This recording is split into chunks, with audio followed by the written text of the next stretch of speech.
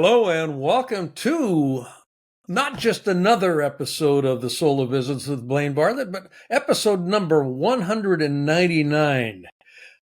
And I'm marking that out because both this episode and the next episode, episode 200, are with my first two original guests when I launched the program way back when. I think we're in season 3, maybe I think we're going to be coming up on to season 4 on this thing right now. I haven't been keeping track of seasons. But my guest today is one of my best friends in the world, a fellow by the name of Doland White. And he's not only just one of my best friends in the world, he's a collaborator and a partner of mine. And we're going to have some fun on this show. Doland has got over 40 years worth of leadership experience as CEO and COO of multi-million-dollar organizations. His hair is the same color. Well, actually, it's whiter than mine. It is whiter than yours. Yes, yeah. I age better than he does. You do. So I'm going to call this episode the Eggs Benedict episode, and there's a reason for that. When Doland and I first got together, and this is background, we got together over Eggs Benedict down in L.A. And over the course of that conversation, literally the napkin came out and there were some diagrams that were put on napkin that we just had a lot of fun with. And we're just kind of, mapping out what does the world look like and how do we solve the world's problems? Well, here's a napkin, we'll figure it out. Yep. So that began what for me has just been an extraordinary friendship. And when I launched the podcast, Doland was actually my very first guest when I launched the podcast. And I could not wait to get him on the show. I didn't have a clue what I was doing. I just knew that I wanted to have a conversation with interesting people. And Mr. White was one of the most interesting characters I had ever run into. And I mean that very sincerely. I know a lot of characters. So, Doland, welcome to the show, number 199. And we're going to just have a good time here riffing. It's welcome. I'm glad to be here. It's wonderful to come back for a reprise and just be here to hang out with you for a little bit. So, and I'm grateful. It was fun. It was when we did that first episode of that first podcast together. It was the first time I'd ever done a podcast as well. So it was quite a, it was a lot of fun. We had a good time. We've had, you have listened to many of my episodes, and you've got a podcast out that you've just launched. You're coming into your second season, and the podcast, folks. Yeah. This will be in the show notes. It's called The Next Interview, and there's kind of a crossover between this podcast around the soul of business and The Next Interview because they all focus on the question of leadership in some way, shape, or form. For me, how do we keep connected? How do leaders keep people connected to the soul of the business? And Doland's take on leadership has a very pragmatic approach to it from an operational perspective, both coming from the CEO position and the COO position. He's got some fascinating guests that have already frequented his show, including me.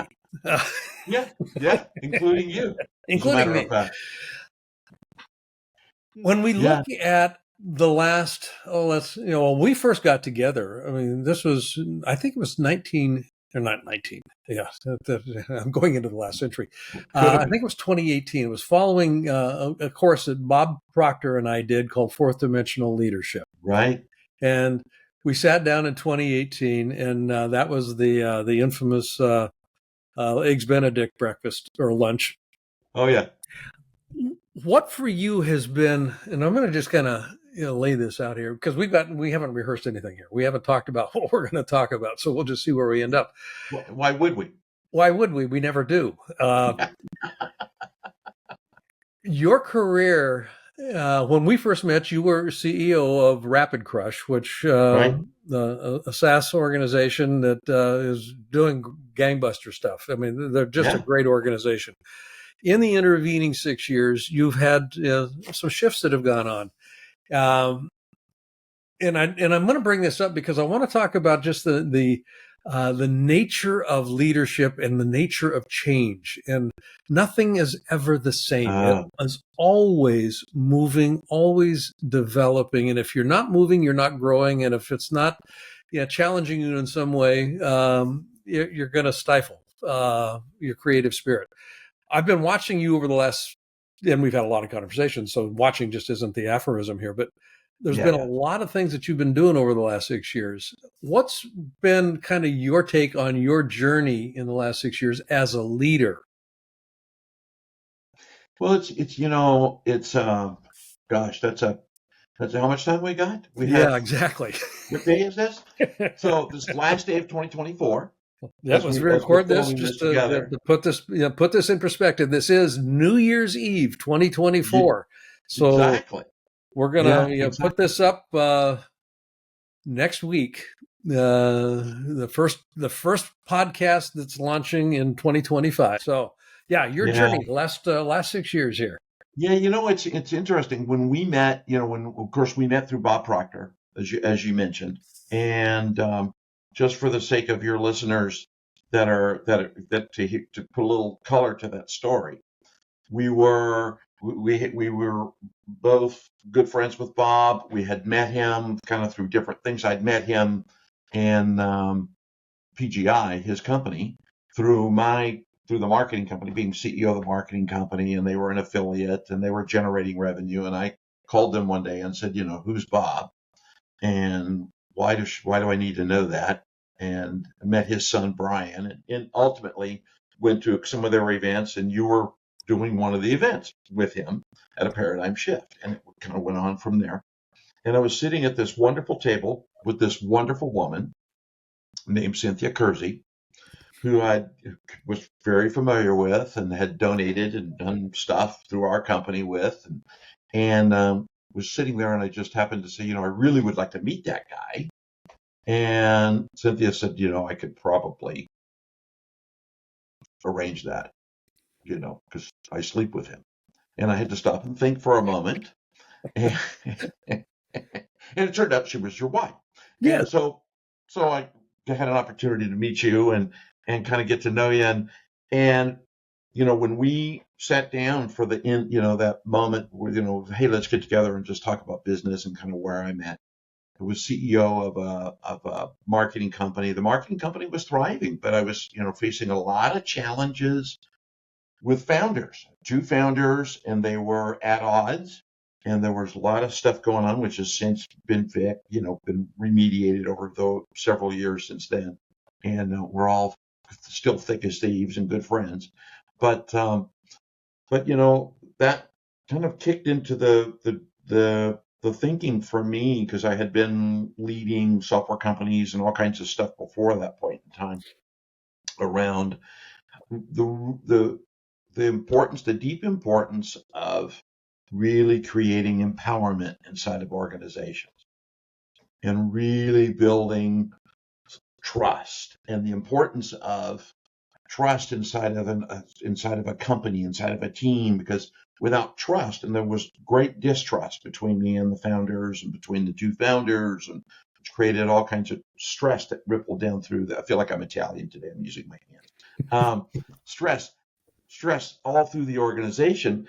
And so, it was really interesting coming out of that, because the lesson I took from it was, hey, if you don't have trust, you don't have jack. You just don't. Nothing is going to work. And from that position, became chief operating officer for a company called Brave Thinking Institute, working with Mary Morrissey and her team and family, and spent 3.5 years inside of that organization, really focused on the mastery of creating trust and building empowered teams. And you did a hell of a job with it, based on results. You had fun, and the results are telling. I mean, I know Mary very well, and her son John and I have done Hidden Laws of Leadership together. We developed a program there. Yeah, John's a good guy. Yeah, what you brought into that organization was profound, and it truly was. Just as an outside observer with some sense of what was going on, you made a difference, and it was a leadership difference. Yeah. Well, I'm grateful for that statement, even though we're friends and it's, gratuitous, and I appreciate that. But no, it's a great point. It's a great point, Blaine. And we talk about this a lot around, from the business is a series of relationships. Yep. And there's an outcome that you're working for, but if if you're not in sync in the relationships, and trust is that cornerstone, right? There's all the other things that come into it with communication and accountability and ownership and, all the other stuff, the mechanics, the systems, and the blah, blah, blah, and how to measure it. But if that piece is broken, where people can't trust themselves to go try, Mm-hmm. you're not gonna get there, and you may not get to the outcome, but you're sure gonna take a heck of a run at it, and you're gonna take a run at it without fear. Yeah. Or without fear of being debilitating. There's an interesting. Man, I like the way that you Yeah, put that. Trust allows me to try, because trust is. The reason we call it trust is because there's a question about whether the outcome is going to be achieved, or whether the competency is there, or what right. happens if they screw up and now I'm left holding the ball, and now what do I do, and all that kind of stuff. Yeah, I watched you work with the teams that you worked with, and I've had the great fortune of working with some of your people in a mastermind program that we're going to talk about here in a moment as well. yeah, yeah, But they absolutely, to the person, talked about how their experience of you trusting them to go try made all the difference in their professional development. And it wasn't that you did it blindly. There was judiciousness around it. It's kind of like, and part of the idea, and people have heard me talk about this before, but trust in the body. At the end of the day, comes down to, I trust myself to be able to handle the consequences of giving you the ball. Because yes, if it drops, I trust myself that I can clean it up. So the judicious yeah, use of trust is an interesting thing here. yeah, Over 40 years, you've been playing this game of leadership in various roles and guises. Where yeah. did you finally, and I say finally, but how did you finally get to the point where I get that this is about me, it's not about them? I trust me to be able to hand this off to them. And I'm Yeah, going to make sure that they're capable, obviously. It's not blind trust.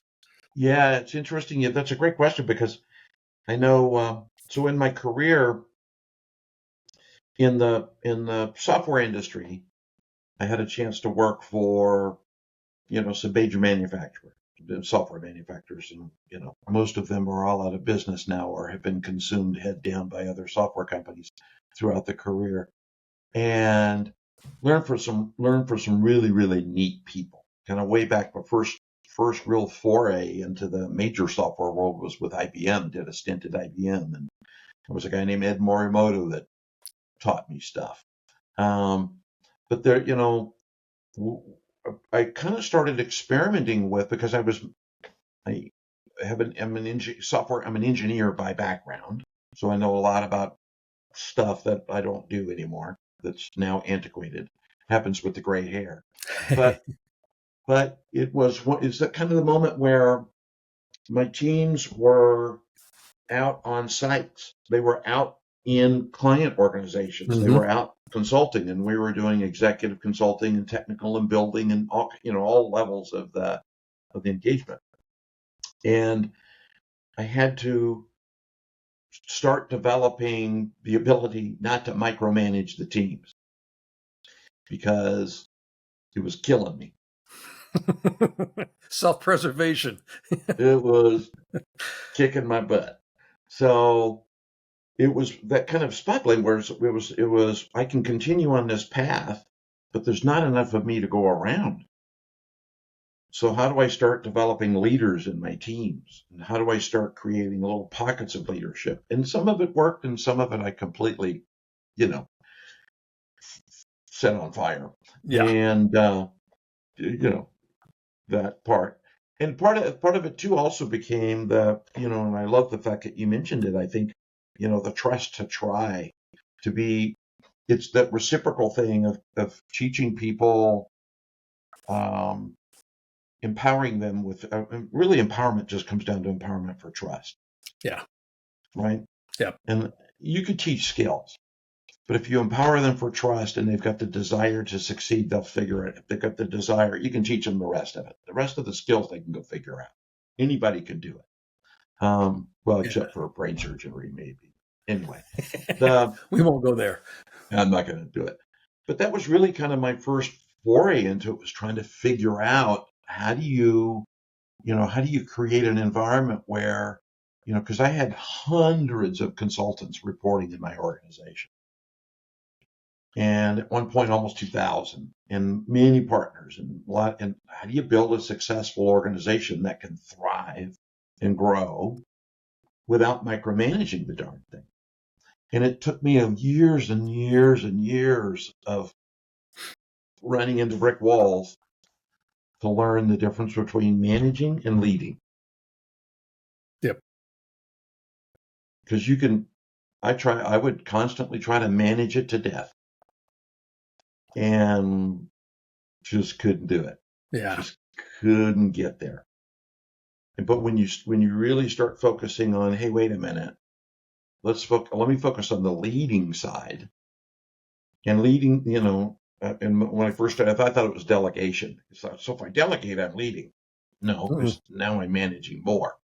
So it was that's an interesting that's an interesting distinction between leading and managing. I mean, I remember some work that I did with John Kotler out at Harvard a number of years ago when we were doing some work with the Gap. Mm-hmm. This goes back a whole bunch of years.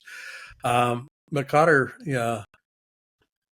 has written a number. I mean, I won't go to his whole history, but I started playing with that distinction. What's the difference between leading and managing?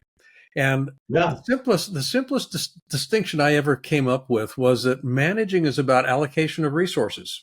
I mean, both tangible resources, but intangible resources as well, skills and that sort of thing. Leading is about setting context. It's the generation of meaning that these resources exist within. And a lot of leaders don't work with context particularly well, but context is meaning making. And if you're not making the meaning up, if you're not defining the meaning of what we're up to and where we're going and why we're going there, I don't care how you're managing. People are going to make up their own meaning, and you got squirrels running everywhere, and not necessarily in the same direction. So that distinction between resource procurement and allocation and managing the context within which those resources are actually held makes all the difference in the world. And it's an art. Yeah, I think it's it is that. There is that art, and I love that. I love that kind of the way we define it, because it's one of the things that I would teach the team, should teach the folks leading other people inside of the teams. You're going to do three things. You're going to manage, and you're going to lead. And where you spend your time is going to determine how you progress, right? How you work towards that outcome. Yeah. And there's no choice. You're going to do all three of those things every day. Yeah. How do you balance that? And where does that time get allocation? Allocated? Where are you going to? And I would in my mind, I started using the word investment, right? Where are you going to invest your effort to get the best outcome? And the best outcome doesn't mean it's not money. It's not. The best outcome is a good life, a great career, feeling good at the end of the day about what you do. Yep. And why you've done it. And knowing that, to your point, one of the things we talk about is for the sake of what? Yep. And knowing that you can, you swung a hinge that contributed to that for the sake of what? That idea of leadership being an art, and we've had long conversations about this. In the way that I've come to define leadership is it's, the process of influencing others in order to co-create coordinated movement in pursuit of a worthy ideal. So those four components there: influencing, command and control doesn't exist in that model. Nope. Co-creating, ownership transfers, coordinated movement. How do we do the dance? And then the worthy ideal. Why is this so bloody important? What difference does it make? What's the difference that this difference makes here? for the sake of what am I doing this? Right. That whole definition comes together, and I'm going to, this is a shameless plug. This is where we're heading right now. Dolan and I are going to be doing a mastermind program together, and it's a leadership We are. mastermind program. 52 weeks. It's a year-long mastermind program that is organized around that definition, influencing in order to co-create coordinated movement in pursuit of a worthy ideal. Now, this will be the 5th year that I've done this mastermind program. I've done it by myself for 4 years. This year, I am so bloody excited, truly, to have Dolan working with me on this. We together are collaborating, and this thing is just, the pieces we're putting together on this thing right now are just off the charts. He's got over 40 years of experience in the leadership field. I've got over 40 years of experience in the leadership domain. We're bringing a whole bunch of experience to bear on this thing. We both have worked with large organizations and small organizations. We've worked with teams. This idea of working with people that know the path, that have actually treaded down this highway before. If you're interested at all in developing your leadership potential, and I don't care how good you think you are, I'm always looking for ways to improve what I'm doing as a leader, because I know I haven't gotten all the way to the top yet. There's just plateau after plateau after plateau. So, I want you to watch this space. I'll watch a number of different spaces here for some information about this. But as we look at putting this mastermind together, and we've got it pretty well, gelled here.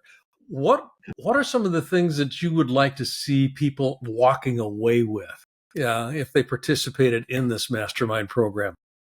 Yeah. Well, I think one of the, when I was chuckling a little bit as you were talking about, every time we think we got it, we don't. Yeah. We don't got it. We don't got it. There's more that we're going to learn, and we learn every day, and we learn more and more and more and more.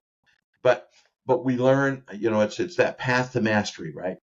You learn more, and you're learning at different levels, and you're learning nuances. And for me, I think the opportunity for people, and the reason why I think collaborating together on this is so important, is people, there's different places in your career where people can be. You can be new coming into leadership, and you're being promoted into what is called a leadership role, and you're now coming into it. You've been a leader for a little while, and you're trying to figure out how to do it better. Or you're a senior executive, and you're looking for how do I drive these messages down? How do I create that environment? So I'm really looking for people. The outcome I want people to leave this at the end of 52 weeks is the ability to understand the content, understand the premise behind leadership at depth, to understand context, to understand communication, and then have tools, have methods, have an arsenal of things that they can pull from to then go execute, and to be able to practically apply it. And not at the end of 52 weeks, but at the end of every week. Right. At the end of every week, you can go apply it. So anybody coming in at any time through that process can immediately begin to apply the content and the materials and the lessons. And it's funny because, and you and I talk about this, one of the things that there's a lot of methodologies out there. Yeah. A lot of methodologies, and none of them work.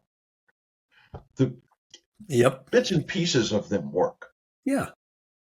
And it is, from my heart, my sincere desire would be to give people the bits and pieces that they need to know, so they can pull from the right information at the right time to change something, to move something forward, to create an outcome, and do that on an ongoing basis. And that's what I'm looking for people to be able to have. It's not just to say, hey, I'm going to teach you 52 weeks of how to do X. And when you're done, if you apply this methodology, it's going to rock. It's going to change your world. It is, here's the experience. Here's how it works. Here's the mindset piece, the communication piece, context piece, how to apply it, how to execute on it, and give them those tools to go succeed.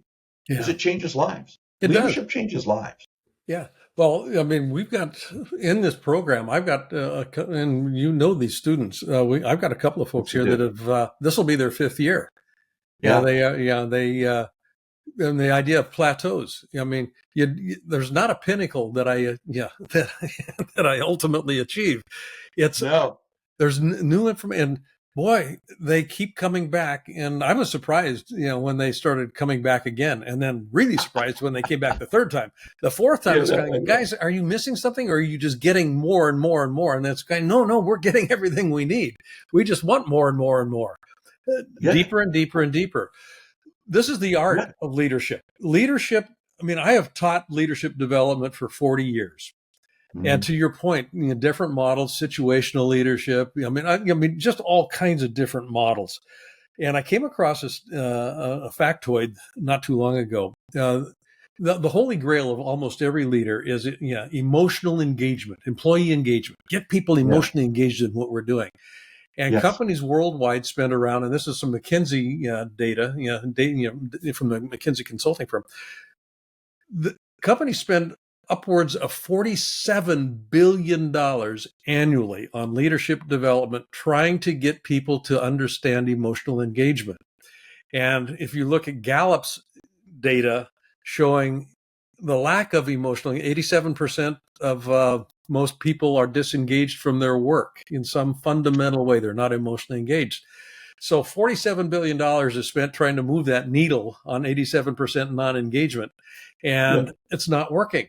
It has that needle, that 87% of non-engagement has not moved in 25 years that I'm familiar with on Gallup's data. Yeah. So the traditional way of learning about leadership doesn't work, because most of it is a classroom Well, situation. We're going to go to the classroom for 3 weeks, and then you learned how to be a leader. This is 52 weeks. This is a full year of immersion in the arcane beauty of leadership. And I yeah. say arcane in one sense because it's kind of like, whoa, what's under that lid? Damn, I didn't know that. That's really Right. interesting. And then how Right. do I apply that? Okay, I got that today. What do I do with it tomorrow? Well, here's a Right. structure. We will give you a structure that will give you ways to apply it immediately. And Yeah, that's it's funny. cool. That's fun. And I think to me, that's what this is. It is going to be a lot of fun. And I think that's the great part about it too is, and also, as you mentioned, you're right, there are folks in the group, who've come back, and I have been blessed with a couple of years to, do guest spots and teach with the group and, sit in every now and then and fill in. And they're brilliant at what they do. I think what makes people even more brilliant is to realize how little you know, because when you hear it again, there's still nuances. When I Oh, study, yeah. not read, study, there are things that I pick up. I've been studying a Trower treatise for 2 years, and I picked up a sentence today that was never there before. I don't Yeah. know how it was there today, but I saw it today for the first time. Mm-hmm. And I think that's one of the things in leadership is, the difference between a manager and a leader is the commitment to excellence.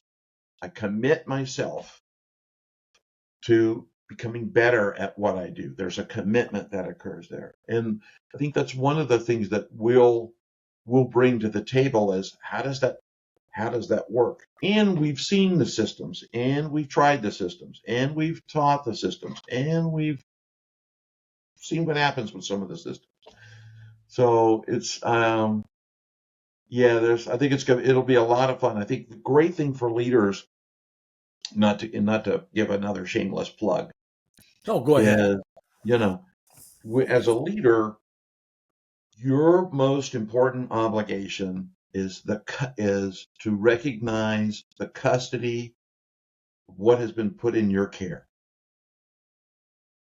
Mm-hmm. because there are things that happen as a leader. There's people pushing this way down on pressure and pushing this way up on pressure. And your job is, how do I orchestrate this into a successful outcome? and meet the needs of my team. And it's not about employee happiness, and it's all the stuff, the Gallup stuff. It's not all about that. But when you have that custody, the custody is, how do I care for my people? It How do I? kind of goes back to the whole notion of relationship that you started today. It is Everything's a that. relationship. It's hand in glove. Yeah.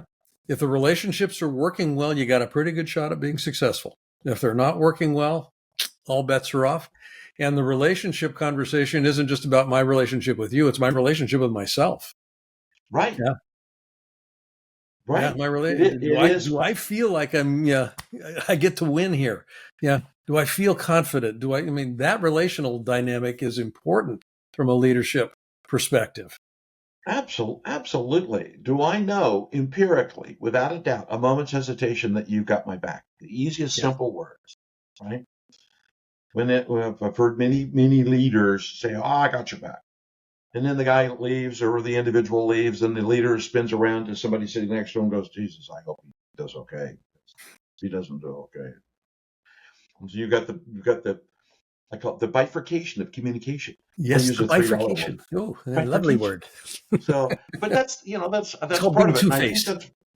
that's yeah, but from I think that's one of the most important parts of the mastermind, the leadership mindset mastermind, is it is a continual practice. It Yeah. is a practice that walks you through all of these things that you need to know or can learn, and whether you do 1 year or 2 years or 3 years, um, but it gives you that path and the ability to create an environment where your team knows what they're doing, why they're doing it, that you do have trust, reciprocal trust is built, communication is created. And it was fun because I literally watched people on my team, two members on my team, go through the mastermind without me on their own, because I funded it and put them in there, a little stealth money that I spent. And their whole structure changed and their outcome changed. And that's Yeah. what I'm excited to come play in, come have, be a part of it.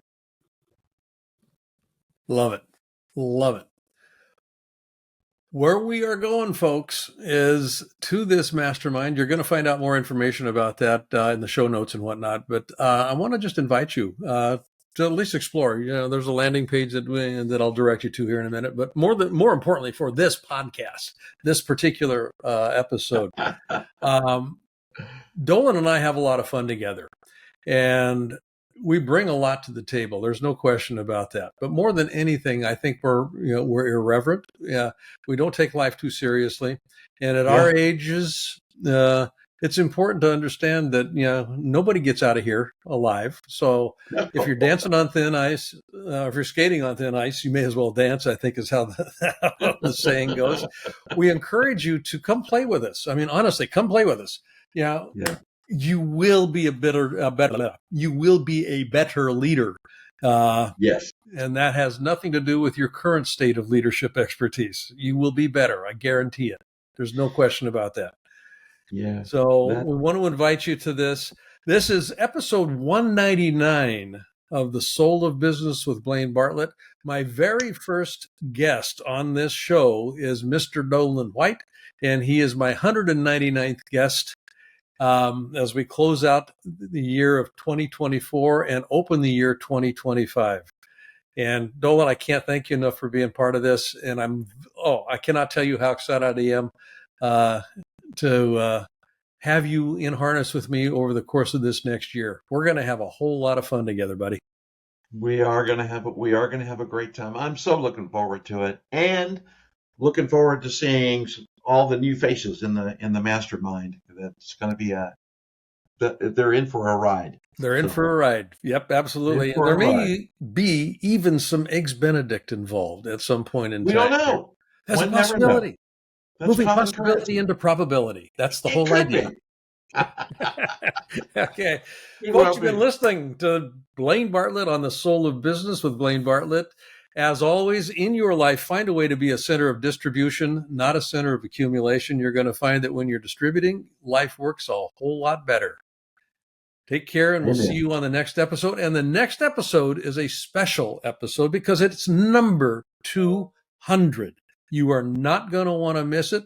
My guest is a mystery guest that is probably the most wonderful and beautiful and incredible woman I have ever met in my entire life. So with that little teaser, be sure you tune in on the next episode.